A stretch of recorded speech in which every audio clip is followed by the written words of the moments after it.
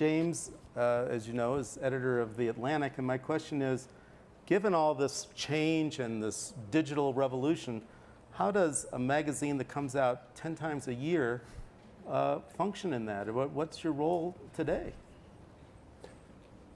Well, I should stipulate at the outset that we are in a kind of discontinuous moment here because of the technological change and the change in the audience, the readership. And I don't think any of us can know what's on the other side of this disruption. Or I should speak for myself. I don't know what's on the other side of this disruption. And so we're experimenting wildly. Yeah, keep it to yourself. But so far, it's been great for us. The web has given us a purchase on the running story of the campaign and the running conversation about the campaign that the Atlantic has never been able to have for 149 years.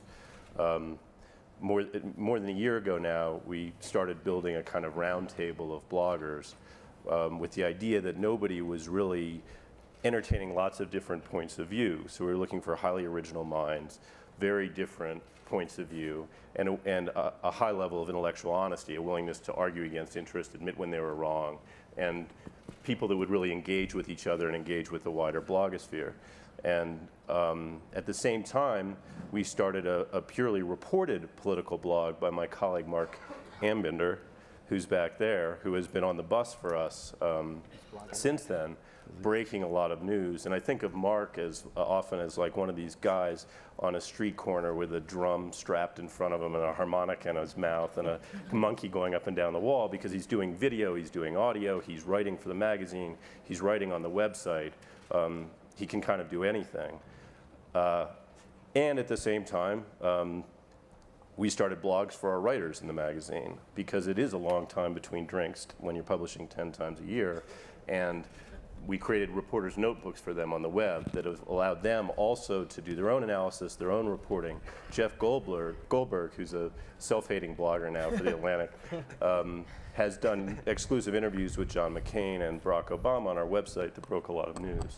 So that's been one piece of it that's been great for us. The other piece has been doing what we've always aspired to do in the print magazine, which is to kind of hit them where they ain't, you know, to do stories that we think are being missed, trying to frame the campaign in a different way. And I think there's actually been more opportunity for us to do that in this campaign than ever, because I think there are more such stories, and there's actually a great appetite for expository or narrative journalism that helps you see what's happening in a new way, or actually breaks news.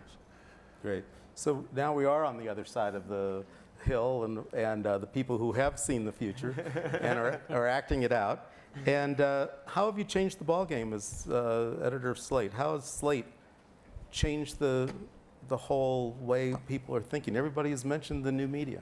I was going to say, I want to know what's after Arianna. But bluntly put, the political conversation in America has moved online. And it, I think, in fact, moved online several years ago. And if you're not participating online, you're not really participating in the conversation.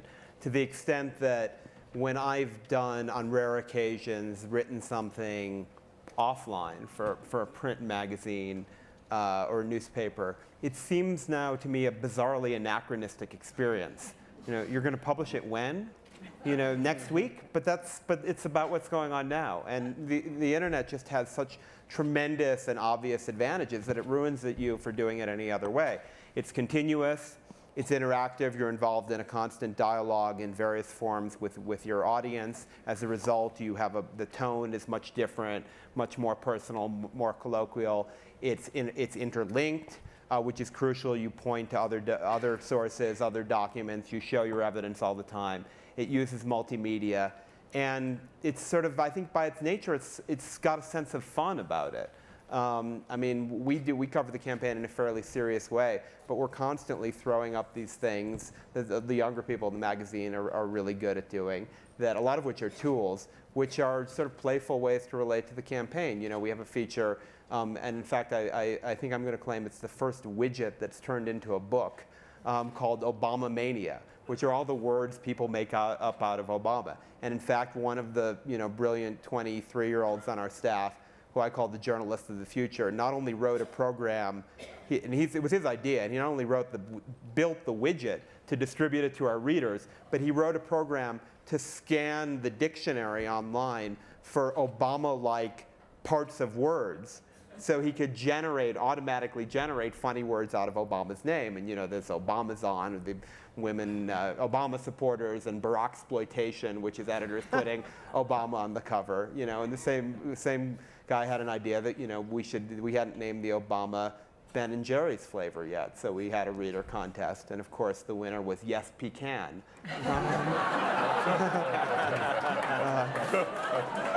So I was just about to ask if you really had any influence, but I guess. Yeah, I don't know if they're going to market that or not. I think it's a good idea. When you make an editorial, it's not like the Washington Post. Is McCain waiting for what your opinion is going to be on a particular issue, and is he quaking like he is for the Washington Post? Well, we don't take an editorial line. We have, I think our sort of center of gravity nets out liberal, sort of center liberal, but we have conservative writers, including Christopher Hitchens, and we have writers who are libertarians, and we're Slate's sort of interested in any intellectually honest, well-argued, fresh opinion. And I sort of think, we may get to this in a minute. I don't want to go on and on, but I think there's sort of a 20th century model of journalism, which is, one of the American contributions to liberty and democracy, which is not just the idea of a free press, but a objective press, a balanced press, and an independent press.